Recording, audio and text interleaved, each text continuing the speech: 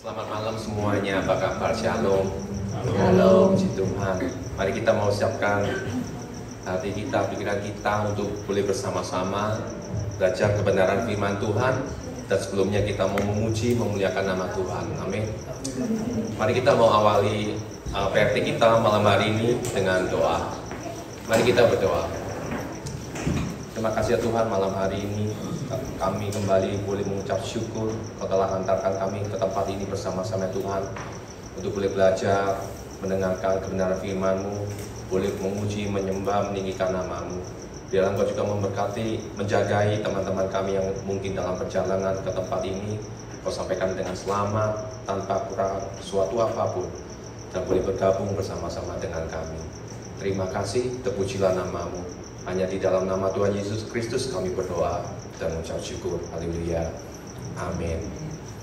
Oke, saya mau undang saudara semua yang kasih Tuhan untuk boleh bangkit berdiri. Kita mau memuji bersama-sama, meninggikan nama Tuhan. Lagu yang pertama ini berbicara tentang kebesaran Allah kita. Dalam nama Tuhan Yesus, Allah kita yang sungguh dahsyat, yang mampu menjaga, melindungi kita, memberkati kita. Jadi kalau nyanyi, tadi ada yang ngomong jangan loyo ya, harus yang semangat. Tadi udah makan kuat kan ya?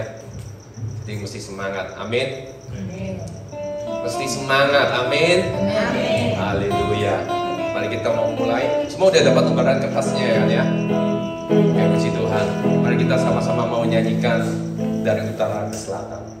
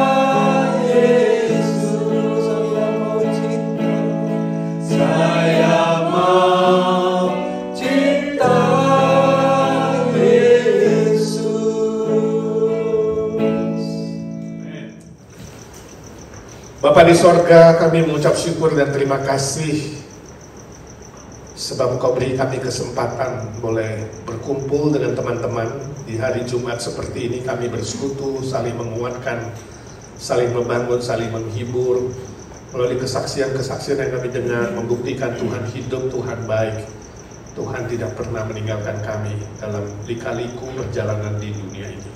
Kami mau belajar firman-Mu, ya Tuhan, pakai hamba-Mu yang lemah, hina, dan terbatas ini, jadikan dia saluran berkat buat kami. Di tengah-tengah kelelahan kami bekerja sepanjang hari, kami butuh energi ekstra, kekuatan dari surga, hikmat yang diberikan oleh Roh Kudus untuk mengerti firman-Mu, agar kami bisa mempraktekkannya dalam hidup kami masing-masing. Berdoa bersyukur dalam nama Tuhan Yesus, Juru Selamat kami yang hidup selama-lamanya. Amin. Saudara, hari ini kita akan pikirkan sebuah tema, yaitu suratan takdir tipuan iblis. Sebelumnya kita akan berdiskusi 3 pertanyaan. Yang pertama, dari tanggal 7 Januari 2025 sampai 31 Januari 2025, kita tahu Los Angeles dan San Diego mengalami bencana kebakaran yang terbesar menurut sejarah Amerika. Dengan badai angin Santa Ana yang mencapai 100 mil per jam. Luar biasa ya anginnya yang saya baca. Ini kalau saudara jalan 100 mil per jam angin pasti terbang. Saya juga terbang nih. Hingga tanggal 31 Januari dilaporkan korban yang mati mencapai 29 orang.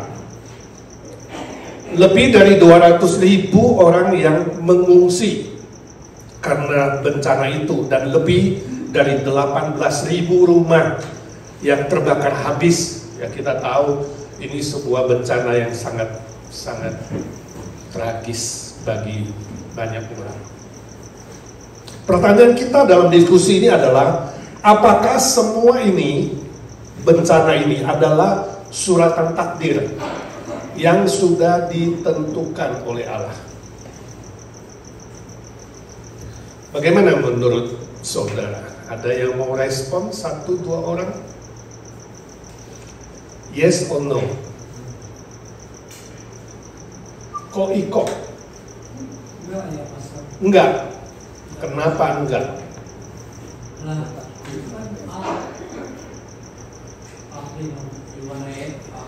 takdir gagal. Pak Iko dulu gimana? Kenapa? Satu-satu? Enggak. Kenapa enggak? Kalau orang bilang, kenapa enggak Pak Iko? Apakah bukan Tuhan sudah menentukan segala sesuatu? Saya rasa enggak ya, Pastor. Soalnya takdir itu Tuhan yang menentukan. Dan ini kejadian ini kan alamiah gitu loh. Angin kencang, ya kan? Jadi bencana ini bukan ditakdirkan oleh Allah, bukan ditentukan oleh Allah. Oleh siapa dong? Alam. Alam. Oke, jadi daripada bilang Allah, kita bilang alam. Pak Ya, Humphrey. Karena kita hidup masih di dunia, Mas. Pak Humphrey, ya, oke, good, nggak apa-apa. Diskusi Pak Humphrey, percaya ini ditentukan Allah bukan? Bukan, karena Takdir itu adalah dalam Allah. jadi Pak Humphrey tidak percaya takdir. Ada lagi? Ya. Ada yang percaya yes or no? Silakan komen. Ya. Beberapa kepercayaan di dunia, beberapa agama mempercaya bahwa segala sesuatu sudah ditentukan oleh Allah, takdir, ya.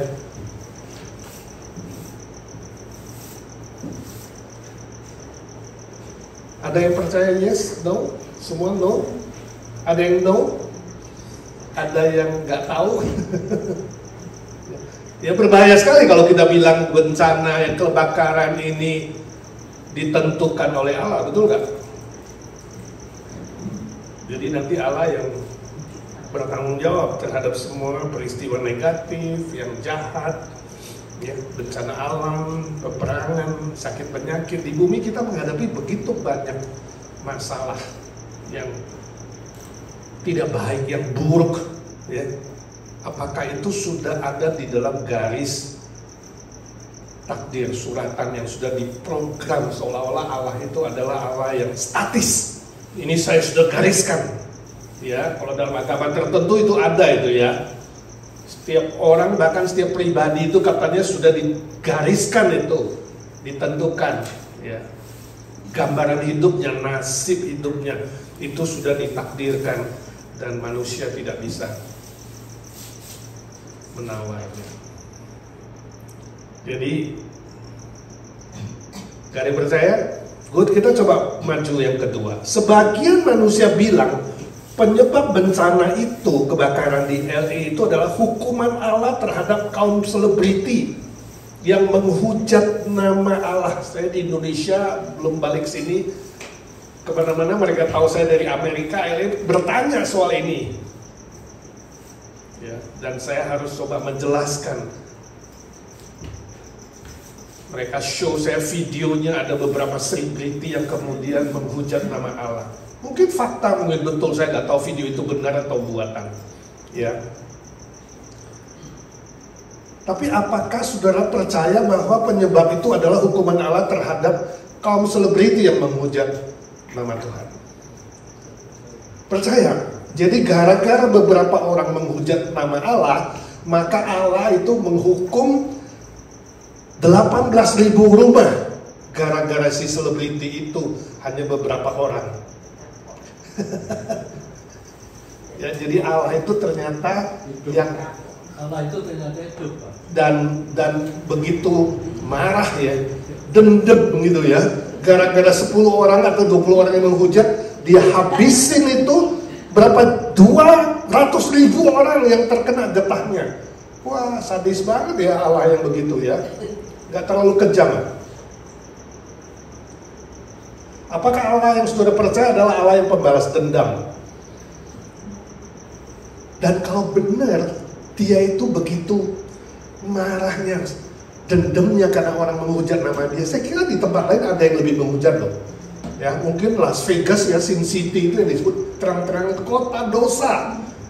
Tiap hari menghujat. Belum di Amsterdam itu di Belanda ya, waduh di jalanan itu jual foto-foto Yesus yang dibuat kayak pornografi, saudara. Itu nama Yesus dihujat-hujat, dimaki-maki. Itu tapi gak apa-apa, itu Amsterdam. Ya, Las Vegas gak dihabisin. Ya, belum lagi negara-negara yang benar-benar ateis yang melawan Tuhan, terang-terangan menolak kekristenan dan Kristus. Itu kalau gak dihabisin aja sekalian ya. Kasihan ini yang ditinggal di LA ini, hanya gara-gara sekian selebriti lalu Tuhan begitu jahat. Pernah nggak saudara berpikir begitu? Ya, apakah Allah yang kita percaya adalah Allah yang pendendam? Ini yang disebut dengan teologi humanis, teologi yang berdasar pada manusia, sifat manusia. Yang kalau awas lu ya, lu buat jahat sama gua, kempesin ban gua 1, gua kempesin lu 4-4-nya. Saya kira Tuhan kita bukan Tuhan yang sedemikian. Ya. Iya. Kalau memang benar ya Tuhan marah karena 10 orang yang menghujat, mungkin yang 10 itu aja ya yang dikenai, jangan sampai ya 200.000 ya. Tapi yang satu itu yang ditentukannya itu bukan penyebabnya, bukan apa. Ya, kita sampai hari ini belum tahu penyebabnya kenapa. Jadi belum tahu, kita tunggu investigasi. Atau katanya yang sebaliknya nih, ada yang berdoa kepada Tuhan lalu satu rumah dilewati sama api tuh. Gara-gara dia berdoa sama Tuhan. Saya lagi pikir-pikir, saudara percaya begituan? Kalau begitu emangnya yang 200.000 itu gak berdoa? Hebat banget ya, dia yang sendiri itu dilewati rumahnya, yang lain-lain berdoa tetap aja kena kebakar. Kita mulai menciptakan namanya teologi transaksional. Kalau you bikin A, you dapat B, ya. Kalau you doa nanti you begini, kalau you persembahan you dapat begini. Kita mulai membuat teologi humanis, teologi yang didasarkan oleh pikiran manusia. Awas lu kalau jahat ya, lu dihukum, lu dibantai. Tapi kalau lu buat baik nanti lu dapat begini. Jadi itu namanya teologi transaksional, bersyarat. Ya iman ya, yang lain nggak beriman ya sama sekali. Waduh, kita itu jangan judgmental. Kita bisa jatuh kepada menghakimi orang-orang tertentu yang kena kebakaran. Yang rumahnya terbakar itu pasti imannya jelek tuh, ya kan? Dia nggak doa tuh, jarang-jarang ke gereja itu ya, sering absen, nggak pernah persepuluhan. Nah, kita mulai jadi orang Farisi, saudara. Teologi Farisisme dan ahli Taurat yang kemudian terlalu cepat menjudge orang lain dan membenarkan diri, dan kemudian mendirikan teologi humanis dengan syarat-syarat itu tadi. Kalau A dapat B, B dapat C, kita mulai ngarang-ngarang. Hati-hati dengan teologi yang sedemikian, ya. Itu disebut teologi humanis atau disebut dengan teologi dualistik. Pernah dengar dualistik? Allah itu adalah Allah yang hitam dan putih, seperti gambar bendera Korea itu loh, sudah lihat Patkoa kan? Ada hitam, ada putih, sebab di bumi ini selalu ada lawannya, hitam, putih, laki, perempuan, baik, jahat, ya, timur, barat, ya. Lawannya Tuhan siapa? Lawannya Tuhan adalah iblis, salah. Nah, kalau lawannya Tuhan iblisnya terlalu gede. Allah gak ada lawannya, dia terlalu besar. Ya, iblis lawannya cuma malaikat Michael. Ya, karena dia hanya seorang malaikat kepala yang jatuh. Ya, gak ada tandingannya. Allah kita adalah Allah yang tidak ada tandingan. Bukan Allah yang dualistik hitam dan putih, dia tidak punya lawan. Allah kita adalah Allah yang putih, selalu benar, selalu baik, selalu maha kasih. Tidak ada unsur negatif, tidak ada hitamnya, tidak ada jahatnya. Ini yang harus kita pegang baik-baik. Jadi iblis sangat pintar menciptakan teologi humanis dan teologi dualistik supaya manusia mengandalkan pikiran sendiri dan mengandalkan kepercayaan buatan manusia. Ya, hati-hati. Ketiga, agama-agama tertentu percaya suratan takdir bisa diramal oleh orang pintar atau dukun. Nah, ini hebatnya ini. Ya. Oh, garis tangan, melalui apa? Melalui garis tangan misalnya, melalui show, saudara bisa dihitung nih sama orang-orang pintar. Nanti ya tahun 2025 kamu akan dapat ini, 2026 begini, 5 tahun kemudian begini, bisa dihitung. Dari garis keturunan bisa dihitung, dari bintang saudara, tanggal lahir saudara bisa dihitung, atau dari garis karma. Ini hebat sekali ini ya, orang-orang pintar, ahli nujum dan dukun-dukun dia bisa hitung. Lalu dia bisa tahu, nanti kamu bisa dapat bencana ini, bisnismu bisa begini, lalu begini, kamu jadi ketakutan. Lalu dia menawarkan, nah itu karma itu ya, atau itu takdir itu bisa dikias. Dikias itu artinya dibelokin supaya jadi bagus. Nah, ada syaratnya, potong 2 ekor kambing atau 5 ekor kerbau, atau nanti beli ini, beli itu. Mulailah saudara mulai tertarik ya, dan kemudian bencana itu bisa terhindar. Nah, bagaimana menurut saudara ini, pandangan seperti ini bagaimana? Ada yang mau komen? Saudara termakan nggak dengan tawaran begitu? Hah? Bayar nggak ke psychic, ke dukun gitu ya, untuk mengkias nih? Ini luar biasa ini. Dengan kata lain apa?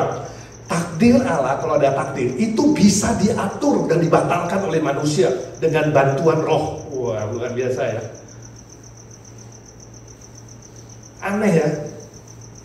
Tadi bilang takdir udah digarisin, tapi kalau memang mau dikias bisa dengan pakai syarat A, syarat B. Ini namanya permainan roh, saudara, hati-hati. Ya. Tapi sayang sebagian manusia percaya ajaran seperti ini, sungguh-sungguh kasihan. Ini adalah salah satu tipuan dari iblis, ya. Tipuan atau dusta dari iblis. Apa sih kata Alkitab nomor 4? Alkitab jelas menolak konsep suratan takdir. Ya. Iblis sebagai bapak pendusta, itu Yohanes 8:44 mengatakan, Yesus menegur mereka yang menolak Allah yang sejati. Dia bilang, kamu telah didustai oleh iblis bapakmu. Ya, dia bapak pendusta, berusaha membuat manusia menolak Allah yang maha baik, menolak Allah yang maha benar, dan menolak Allah yang maha kasih. Ini mau diselewengkan doktrin Allah pengertian Allah seperti ini yang mau diselewengkan oleh si iblis. Hati-hati sekali. Lalu pertanyaan kita, apa bahayanya suratan takdir? Ada 3 hal kita mau pelajari malam ini. A, suratan takdir menurunkan status manusia jadi robot. Jadi status manusia ingin diubah menjadi benda, menjadi robot, menjadi materi. Ya, kita baca firman Tuhan di situ, Kejadian 1 ayat 27, 28, kemudian Kejadian 2, 16, 17. Kita baca bersama-sama firman Tuhan 1, 2, 3. Maka Allah menciptakan manusia itu menurut gambarnya. Menurut gambar Allah diciptakannya dia. Laki-laki dan perempuan diciptakannya mereka. 28. Allah memberkati mereka. Lalu Allah berfirman kepada mereka, beranak cuculah dan bertambah banyak, penuhilah bumi dan taklukkanlah itu, berkuasalah atas ikan-ikan di laut dan burung-burung di udara, dan atas segala binatang yang merayap di bumi.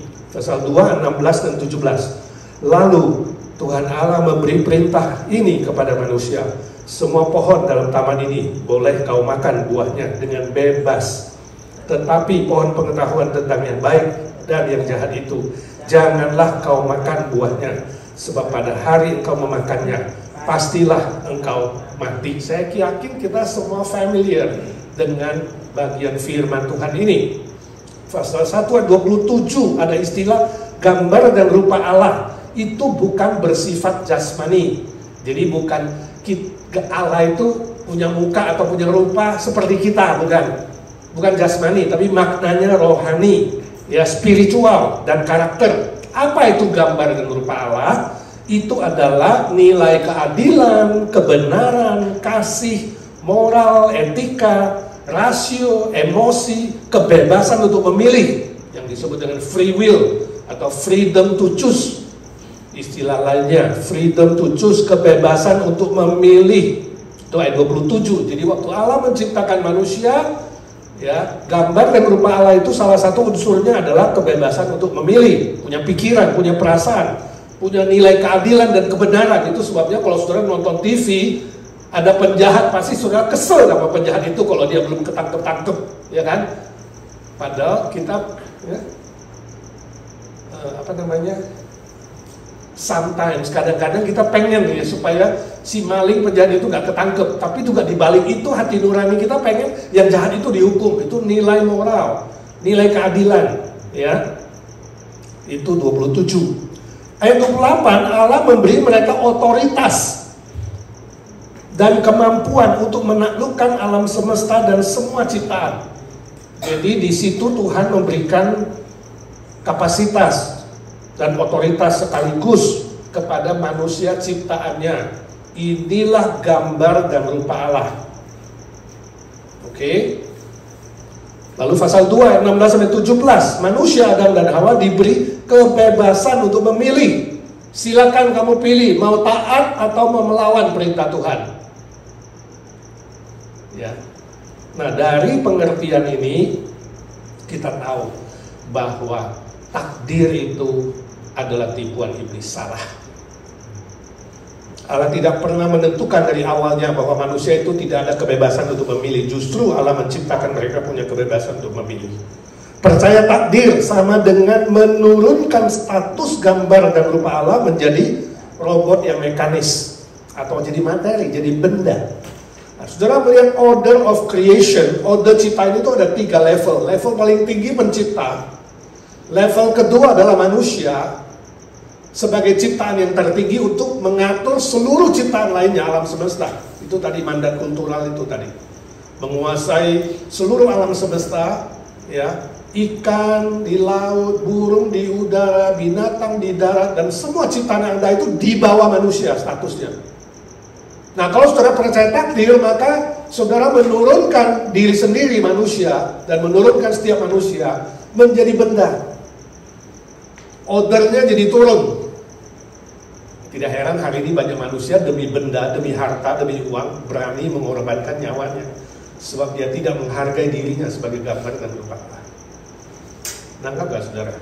Ini bahaya pertama. Ini taktiknya iblis, ini tipuan iblis.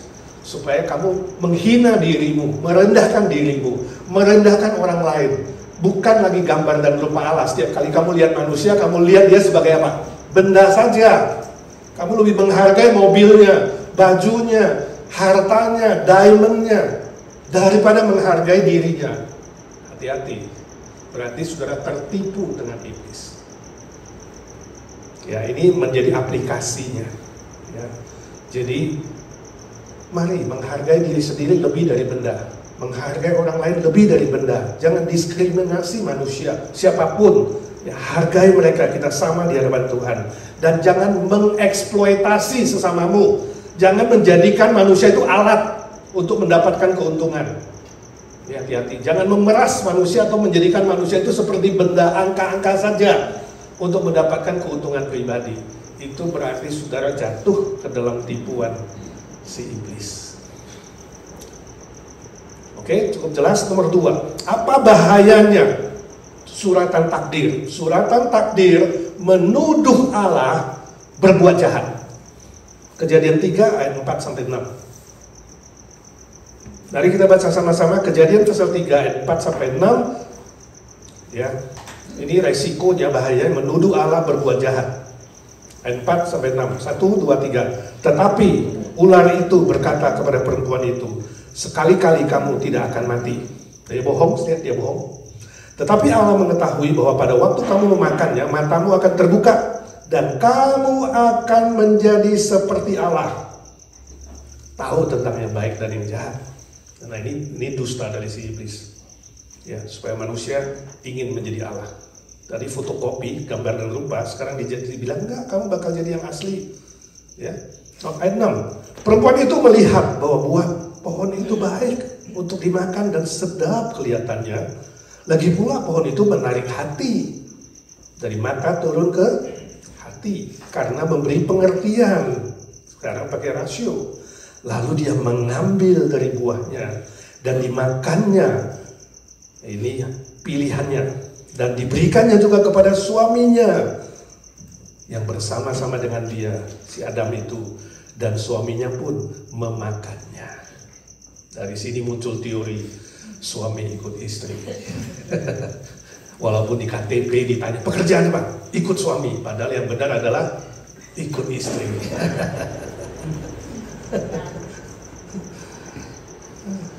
Ayat 6. Kejatuhan Hawa yang mengajak Adam jatuh dalam dosa melawan Allah adalah kesalahan mereka menggunakan free will mereka. Ya, jadi free will yang tadinya murni menjadi tercemar. Jadi saudara melihat di sini ada 2 status free will. Status yang pertama sebelum jatuh dalam dosa, free will yang murni bisa memilih baik dan benar. Lalu sekarang free will yang berdosa memilih yang salah terus karena sudah tercemar, berdosa terus, tidak ada kemampuan untuk menolak dosa. Sejak itu manusia terus berdosa dan terus berdosa. Nah, pertanyaannya, apakah ya Allah tahu, kurang kata Allah di situ, apakah Allah tahu bahwa Adam dan Hawa akan salah pilih? Jawabnya ya, Allah tahu. Tapi, nah ini saudara jangan kepleset di sini. Tetapi kemahatauan Allah tidak sama dengan takdir Allah. Saudara jangan salah mengerti di sini. Kemahatauan Allah tidak sama dengan penentuan Allah atau kehendak Allah atau keinginan Allah atau rencana Allah supaya mereka salah pilih dan jatuh dalam dosa. Allah tidak pernah merencanakan supaya Adam dan Hawa itu salah pilih dan melawan dia sendiri. No, justru maunya Allah supaya manusia itu memilih taat kepada dia. Tapi Adam dan Hawa memilih untuk tidak taat. Kemahatauan Allah dan pilihan manusia adalah 2 hal yang berbeda. Nah, ini yang kemudian dikelabui oleh iblis. Karena Allah sudah tahu, makanya Allah udah ngarang-ngarang dari awal supaya itu jatuh. Allah udah ngarang-ngarang dari awal supaya LE itu dibakar. Itu sudah ada di dalam rencana Tuhan. Salah besar. Sebab Allah tidak menghendaki yang jahat, Dia menghendaki yang baik, Dia menghendaki yang benar. Dia selalu ada yang benar Tidak ada jahat, dia bukan hitam dan putih, dia selalu putih, selalu benar. Ini Allah yang sejati. Ya, jadi jangan dicampur aduk. Oke, aplikasinya apa? Semua bencana, derita, kejahatan hingga maut adalah akibat dari pilihan Adam dan Hawa yang melawan Allah. Bukan rencana Tuhan, bukan penentuan Tuhan, tetapi akibat Adam dan Hawa salah pilih. Percaya takdir sama dengan menuduh Allah yang berbuat jahat, mengkambing hitamkan Allah. Ini pinternya iblis, harusnya salah iblis, betul nggak? Iblis yang bikin dosa, iblis yang menggoda manusia, lalu sekarang dikarang-karang supaya manusia menyalahkan Allah. Sih, pinter sekali iblis menipu di sini. Selain itu manusia diajak untuk melarikan diri dari tanggung jawab. Oh, itu bukan kesalahanmu Adam dan Hawa.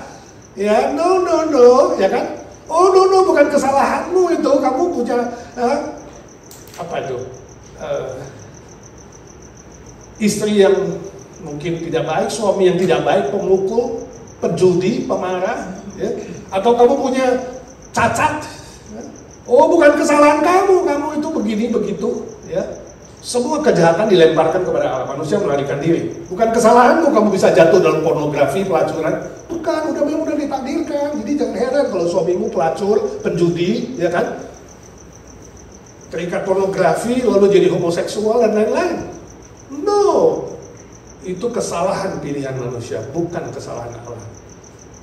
Kesalahan manusia sendiri yang salah pilih. Jangan melarikan diri dan tanggung jawab, kemudian melarikan diri dari tanggung jawab dan melemparkan itu kepada Tuhan. Itu tipuan iblis juga. Berhati-hatilah dengan ungkapan sudah kehendak Allah. Nah, kadang-kadang kita menghibur manusia memakai ungkapan itu. Ada temennya yang sakit kanker, gak sembuh-sembuh, sakitnya sudah 10 tahun gak sembuh, ya kan? Lalu ada kemalingan, ya, ada yang kejahatan, ada yang berbagai macam hal yang buruk, dibilang, sudahlah, semua sudah takdir, sudah kehendak Allah. Itu menuduh Allah, memfitnah Allah. Hati-hati dengan kalimat seperti itu. Seolah-olah kita menghibur, padahal itu apa? Memfitnah Tuhan. It's very dangerous, ya. Roma 5 ayat 8 mengatakan, walaupun manusia berdosa, Tuhan tetap sayang, mengasihi manusia, mengirimkan Kristus datang ketika manusia berdosa. You see, Tuhan gak balas dendam. Walaupun manusia melawan, walaupun manusia berdosa, waktu berdosa itulah Yesus turun ke dunia. Luar biasa. Jadi Allah mau menunjukkan dia tetap baik. Dia tetap mengasihi manusia walaupun manusia memberontak pada dia, menyediakan Yesus Kristus. Roma 5 ayat 12 mengatakan karena satu oranglah Adam, maka seluruh dunia ikut berdosa sebab dosa itu menjalar kepada semua manusia. Jadi semua manusia bertanggung jawab atas dosanya sendiri.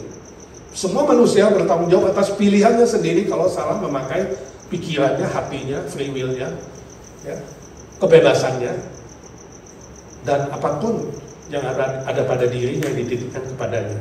Kalau salah menggunakannya, maka tanggung jawab ada pada manusia. Itu cukup jelas.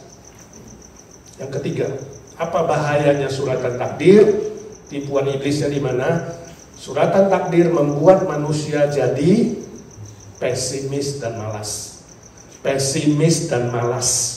Kejadian 1:28, lalu Kejadian 3:19. Kita nanti bisa bandingkan dengan Matius 25. Mari kita baca Kejadian 3:19. Tadi 1:28 sudah kita baca soal mandat kultural, ya, ketika Tuhan memberi perintah kepada manusia untuk mengelola alam semesta. Kejadian 3:19. 1, 2, 3. Dengan berpeluh engkau akan mencari makananmu sampai engkau kembali lagi menjadi tanah, karena dari situlah engkau diambil, sebab engkau debu dan engkau akan kembali menjadi debu. Ini perkataan Tuhan kepada Adam setelah berdosa. Tadi sebelum berdosa, silakan kamu pilih mau taat atau melawan. Ternyata mereka melawan, ya. Maka hubungan manusia dengan Allah terputus spiritually. Itu yang disebut mati, sebab manusia terputus dari sumber kehidupan. Ya, Allah yang memberi kehidupan itu.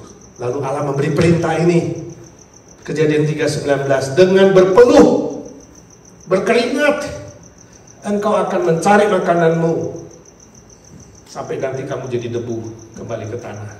Jadi pasal 1 ayat 28 sebelum berdosa, Allah memberikan mandat kultural. Mandat kultural artinya perintah untuk mengelola alam semesta. Ya. Perintah dan otoritas sekaligus. Hei, kamu aku kasih perintah dan otoritas, kapasitas, kemampuan, bebas mengelola alam semesta ini. Silakan. Itu kebebasannya manusia ada di dalam mandat kultural. Ya, agar manusia itu bekerja dengan rajin, dengan maksimal. Silakan mengelola laut, udara, darat, segala sesuatu yang ada di bawah kamu itu. Sebab kamu saya pilih ciptaan tertinggi untuk mengelola semuanya. Itu kebebasannya di situ. Ya, Allah akan menggariskan, menentukan si A, si B, silakan kembangkan sendiri. Pasal 3:19 setelah berjatuh dalam dosa, itu diulangi istilah berpeluh dan mencari makanan. Itu sama artinya bekerja keras dan optimis. Silakan kamu bebas mengelola, kerja keras. Ya, bandingkan dengan perumpamaan Matius 25, Tuhan cerita soal apa? Talenta. Yang dikasih 5 disuruh menghasilkan 5. Yang dikasih 2 disuruh menghasilkan 2, maksimal, rajin. Sedangkan yang 1 disebut malas dan jahat. Dan Alkitab mengatakan malas adalah dosa. Nah, kalau saudara hari ini percaya takdir, semua sudah digariskan dan ditentukan, itu akan membuat saudara jadi malas. Ya, ngapain lah gua udah ditentukan dari dulu jadi tukang becak terus sampai mati. No, dari tukang becak saudara harus naik pangkat jadi tukang taksi. Dari tukang taksi jadi pemilik taksi. Kan begitu. Sebab kita diberi mandat, otoritas dan kapasitas untuk mengelola secara maksimal. Ya, jadi yang berpikir takdir, ya sudahlah, nerimoy kata orang Jawa, ya dari dulu aku sudah begini, ya. No, harus optimis untuk bangkit, ya, bangkit kembali. Jadi gak males, lalu jadi putus asa, ya udahlah, jadi itu pasif, kemudian apatis. No, itu juga tipuan iblis. Sebab iblis ingin manusia terus berdosa, dan malas itu adalah dosa. Ya, jadi sekali lagi ini soal apa? Soal konsep, soal mindset, soal pikiran. Saya baca sebuah cerita ditulis oleh seorang yang tidak mau dikenal. Dia bilang suatu kali ada rombongan bis bawa turis mau keluar kota, tiba-tiba lewatin tempat yang sunyi di sebuah desa atau setengah hutan, itu mobilnya mogok, gak ada siapa-siapa. Dan gak ada signal menunggu panggilan bantuan, itu sampai harus nginep berapa hari, sampai makanan habis, 1 hari saja sudah habis. Semua kelaparan. Lalu mereka mulai bongkar-bongkar ada apa yang di bis itu. Ternyata ada sebuah kotak makanan kaleng. Semua rebutan makan itu makanan kaleng. Habis makan kenyang, salah satu penumpang yang bawa anjing itu ketahuan, ya, anjingnya mati. Wah, semua kaget. Ini jangan-jangan makanan itu racun itu tadi. Karena lihat anjing mati, ya, itu semua jadi muntah. Wah, jadi benar-benar sakit. Mereka takut keracunan. Ada yang udah khawatir, wah gua ikut mati gak ya? Lalu di bis itu ternyata ada seorang dokter. Ya, dia mulai selidik apakah benar apa tidak benar. Riset ternyata anjing itu gak hati-hati, entah nyebrang lewat jalan atau lewat mana itu, ketabrak mati. Jadi bukan keracunan mati. Jadi dokter itu mengumumkan, saudara-saudara jangan takut, ternyata anjing bukan keracunan, dia itu kecelakaan. Dia bilang, gak sampai 5 menit, semua penumpang yang tadi sakit, khawatir, tiba-tiba jadi sehat kembali. Semua ada di iblis. Sangat pintar. Dia akan mencemarkan pikiranmu seolah-olah Tuhan itu jahat. Dia akan buat seolah-olah Tuhan itu seperti manusia, pembalas dendam, ya, transaksional. Dia akan ciptakan Tuhan yang hitam dan putih, yang dualisme. Dia akan melemparkan semua kesalahan bukan pada dirinya, tetapi pada Tuhan yang baik itu. Padahal sumber kejahatan itu adalah iblis. Ini semua permainan iblis, saudara. Hati-hati dengan suratan takdir. Akan melahirkan teologi humanis, akan melahirkan teologi dualistik, akan melahirkan teologi program yang statis. Allah itu mati bukan hidup, sebab dia sudah apa? Seperti program komputer yang tidak bisa diubah. Dia sudah menciptakan blueprint dalam hidupmu. No way. Allah kita Allah yang hidup. Allah kita Allah yang bangkit dari kematian, yang datang dari sorga, Yesus Kristus yang mati bagi kita. Kembali kepada Yesus Kristus yang sudah mati dan bangkit kembali, dia hidup. Dia itu maha baik, dia maha benar, dia tidak pernah berbuat salah sedikit pun. Dan tidak ada setitik pun kejahatan, kebencian di dalam dirinya. Masih ingat ketika Yesus digantung di atas kayu salib? 7 kalimat agung yang keluar dari mulutnya. Kalimat pertama adalah, Bapa, ampunilah mereka, sebab mereka tidak tahu apa yang mereka perbuat. Yesus dihina, diejek, diludahin, ditampar, ditusuk, dicambuk, difitnah, diadili dengan tidak adil. Tidak ada satu kata jahat, maki, kotor, benci keluar dari mulutnya. Dia maha kudus, dia maha benar, dia maha baik, dia maha kasih. Walaupun manusia jahat dan memberontak, dia tetap mengasihi. Oh, bukan berarti Allah itu tidak maha adil. Ya, suatu hari dia akan menghukum iblis dan antek-anteknya. Kita menunggu hari kiamat, penghakiman yang terakhir. Tapi sekarang ini fokus kita adalah memberitakan Kristus yang baik, yang kasih, yang mencintai manusia, yang memanggil manusia kembali kepada dirinya supaya bertobat dan diselamatkan. Amin. Fokus hanya kepada Kristus, Christocentric ministry itu paling penting. Ya, beriman kepadanya. Yeremia 29 ayat 11, semua rancangan Tuhan selalu baik, tidak ada kecelakaan, tidak ada yang jahat. Filipi 1:6, padanya selalu baik dan dia memulai pekerjaan baik, dia akan teruskan sampai pada akhirnya, kedatangannya pun maha baik. Roma 8:28, segala sesuatu yang tidak baik itu akan diubah sun erge, Tuhan akan menambahkan energinya, akan menambahkan karyanya, kasihnya, kuasanya, sehingga ujungnya adalah mendatangkan kebaikan. Itu menjadi pegangan kita sebagai orang-orang yang telah beriman pada Yesus Kristus. Dan kita terus mengabarkan Injil, mengubah pikiran yang melawan Tuhan menjadi pikiran yang tunduk kepada Tuhan. Roma 12 ayat 2, jangan kamu serupa dengan dunia ini, jangan kamu ikut-ikutan dengan ajaran dunia ini, tapi berubahlah oleh pembaharuan budimu, pikiranmu. Kembalikan pikiranmu kepada kebenaran firman Tuhan. Amin. Siapkah saudara? Mari kita berdoa. Bapa di sorga, kami bersyukur untuk firman malam ini. Ajar kami fokus untuk mengenal Kristus, karyanya, perbuatannya yang selalu baik, maha kasih, maha benar, maha baik, selama-lamanya. Kami bersyukur Tuhan Yesus, Kau tidak berubah dalam seluruh karaktermu. Tidak berubah, bukan statis tapi dinamis, sebab Kau bangkit dari kematian. Kami boleh memanggil Bapa di sorga di dalam Kristus, sehingga kami boleh berkomunikasi, kami boleh bernegosiasi, kami boleh meminta lewat doa kami. Tuhan hidup dan boleh mendengar doa-doa kami. Terima kasih Tuhan, Kau bukan program. Kami bersyukur ya Tuhan. Jadikan kami ciptaan tertinggi, gambar dan rupa Allah yang melampaui semua benda materi dan alam di muka bumi ini. Kami tahu dunia ini akan berlalu, firman-Mu yang tetap selama-lamanya. Sambil menunggu kedatangan-Mu yang kedua kali ya Tuhan, kami ingin fokus hidup sesuai firman-Mu, fokus memberitakan Injil-Mu, menceritakan kepada dunia yang jahat bahwa iblislah dan antek-anteknya lah yang akan dihukum kelak.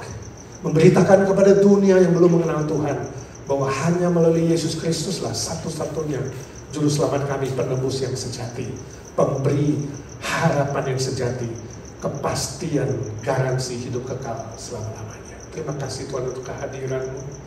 Terima kasih Tuhan untuk kematian-Mu dan kebangkitan-Mu.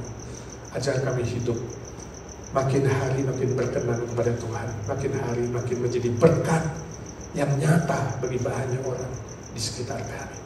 Dalam nama Tuhan Yesus kami berdoa dan memohon berkat Tuhan. Amin. Mari kita lanjutkan dengan doa syafaat. Allah kuasa melakukan segala perkara. Allahku Maha Kuasa, Dia ciptakan seisi dunia, atur segala masa. Allahku Maha Kuasa. Bapa di sorga, kami mengucap syukur dan terima kasih Engkau Allah yang Maha Kuasa, yang memberi kami hak istimewa untuk memanggil-Mu Bapa di dalam kasih karunia Tuhan Yesus. Hari ini kami kumpul bersama berdoa syafaat ya Tuhan. Secara khusus kami mau berdoa untuk keluarga Livia Chandra yang sedang berduka atas kepulangan maminya yang terkasih ke rumah Bapa tadi pagi ya Tuhan. Engkau memberkati proses kedukaan ini, kuatkan seluruh keluarga ya Tuhan, dan semua urusan kedukaan bisa berjalan dengan baik. Curahkan penghiburan dari sorga, curahkan kekuatan ekstra ya Tuhan di tengah-tengah masa-masa sedih dan sulit ini. Kami juga terus berdoa bagi Berry Porung, Esther Vences, dan keluarga juga dalam proses kedukaan yang masih cukup melekat ya Tuhan. Kau sendiri yang curahkan firman-Mu, curahkan kekuatan dari sorga, sehingga dalam proses ini ya Tuhan, semua kedukaan ini boleh dilalui, bukan disangkal tapi dilalui dengan baik ya Tuhan, oleh belas kasihan-Mu. Kami doakan bagi saudara-saudara yang sakit ya Tuhan, Ibu Nina dalam pemulihan kesehatan pasca operasi, juga Lilia Chandra pemulihan pasca operasi ya Tuhan. Ada bagian-bagian yang masih sakit Tuhan, Kau yang menjamah menumpangkan tangan-Mu, dengan bilur-bilur-Mu Engkau sendiri yang menyembuhkan dan memulihkan. Kami juga ingat Pak Harili ya Tuhan, juga pemulihan kesehatannya. Tuhan tolong supaya sungguh sempurna, sehingga kerinduan dia boleh kembali lagi beribadah bersama-sama kami dapat terlaksana ya Tuhan. Kuatkan juga istrinya Ci Sylvia Lee, boleh menjadi penopang pendamping yang baik. Kami juga doakan Ci Sylvie untuk kaki, Ci Sylvie So untuk kakinya ya Tuhan, dalam pemulihan Tuhan jamah tumpangkan tangan bersama Pak Amfi, tetap sehat, kuat untuk melayani pekerjaan Tuhan. Khususnya Ci Sylvie yang mengajar anak-anak, Tuhan pakai dia, boleh menurunkan ilmu musiknya agar boleh menjadi berkat dan pelayanan Tuhan. Kami doakan remaja kami Arthur Palar ya Tuhan, juga dalam proses kesembuhan. Tuhan curahkanlah mujizat-Mu, kasihani Tuhan, Kau yang memulai mujizat yang baik, Engkau berjanji Engkau menyempurnakan. Beri dia kesempatan kalau boleh digembleng di sekolah Alkitab kelak menjadi hamba-Mu yang dipakai Tuhan. Adik kami Charlie, Tuhan juga menguatkan, memulihkan, mencurahkan kuasa-Mu yang ajaib. Kalau Tuhan izinkan dia lahir di dunia ini, pasti ada tujuannya Tuhan. Pakailah untuk kemuliaan-Mu ya Tuhan. Baby Noah masih satu titik dalam jantungnya yang bocor, Tuhan sembuhkan, jamah Tuhan dengan kuasa-Mu. Juga saudara-saudara lain yang sakit, yang lemah tubuh, yang tidak bisa kami sebut satu persatu, cukup banyak yang pilek, yang batuk, yang hampir flu di tengah-tengah musim dingin ini ya Tuhan. Curahkanlah belas kasihan dan kesembuhan dari Tuhan. Kami doakan para senior kami Tuhan, Ongkol Wardana, beri dia kesehatan, kekuatan, semangat dalam mengkoordinir Evergreen, melayani dengan mengontak para senior, pakai dia menjadi berkat. Juga untuk Tante Lena, diberi kekuatan dan anugerah baru setiap hari.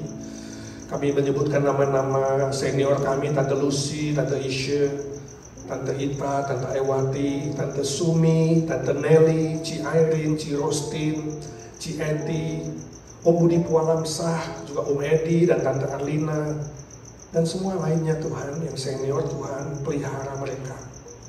Beri anugerah baru sehingga mereka menikmati dari hari ke hari. Kalau Tuhan beri panjang umur, biarlah mereka juga terus bisa berfungsi untuk kerajaan-Mu dan kebenaran-Mu. Kami doakan Pak Indra juga dalam proses pemulihan kesehatannya, dan tolong Ciolin boleh menemani, menguatkan. Semua anak mantu cucu dari para senior kami Tuhan, berilah mereka hati yang takut akan Tuhan, hormat orang tua, dan juga setia memelihara orang tua dengan baik dan penuh cinta kasih. Terima kasih Tuhan, terima kasih. Kami doakan pelayanan IGNC di tahun baru ini, planning 2025, berkati semua majelis, boleh merancang dengan baik, dan para aktivis boleh melayani dengan setia, dengan motivasi yang murni, mengasihi Tuhan, dan mengasihi pekerjaan Tuhan. Jiwa-jiwa yang belum diselamatkan Tuhan tumbuhkan. IGNC boleh bertumbuh secara kualitas dan kuantitas ya Tuhan. Kami doakan seluruh jemaat tetap kompak, sehat, setia dalam ibadah dan saling mengasihi dan mendoakan. Terima kasih Tuhan, terima kasih Kau sudah dengar doa kami. Kami doakan Indonesia Tuhan, tolong masa depan Indonesia bisa lebih sejahtera bagi rakyat. Gereja-gereja lebih kompak, lebih semangat, dan boleh fokus mengabarkan Kristus.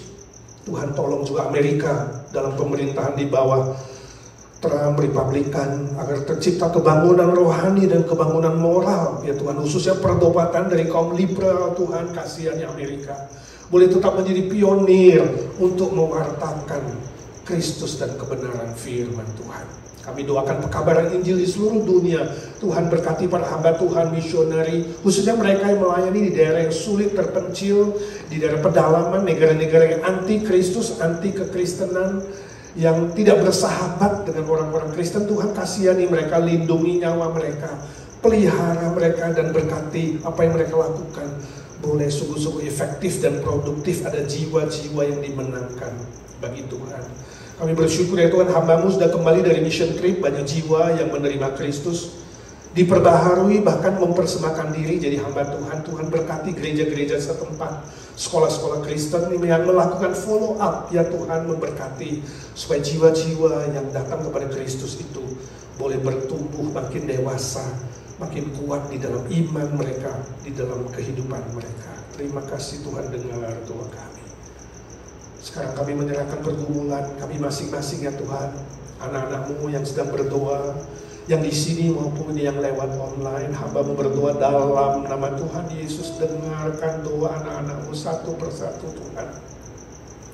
Entahkah masalah status, masalah teman hidup, masalah pekerjaan, masalah sekolah, masalah relasi, masalah finansial, apapun pergumulan yang dibawa kepadamu Tuhan, sakit, penyakit, dan hal-hal yang kami tidak tahu, hamba-Mu tidak tahu, Tuhan tahu, sebab Kau maha tahu ya Tuhan. Kau maha mendengar, maha hidup. Kau mendengar doa anak-anak-Mu satu persatu ya Tuhan. Yesus, Yesus, dengar doaku.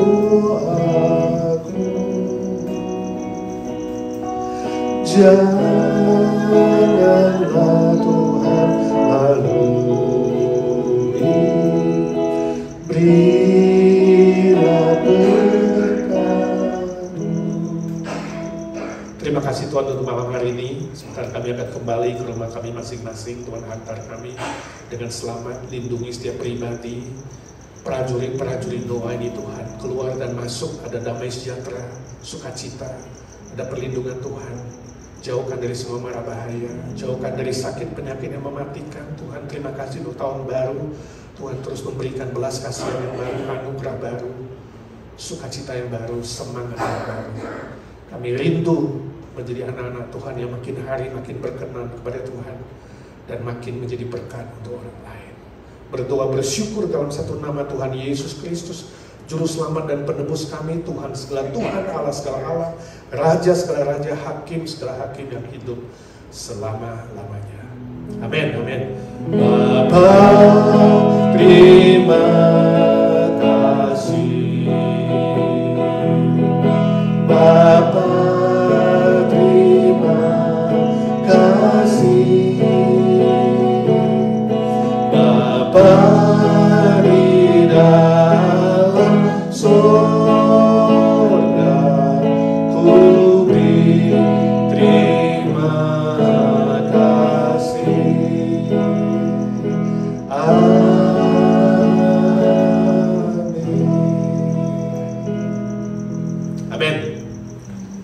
Saudara, hari Minggu kita tetap ada ibadah live di gereja jam 11. Mari datang beribadah bersama-sama. Tema kita adalah ketika rasio bertentangan dengan emosi. Tuhan memberkati saudara.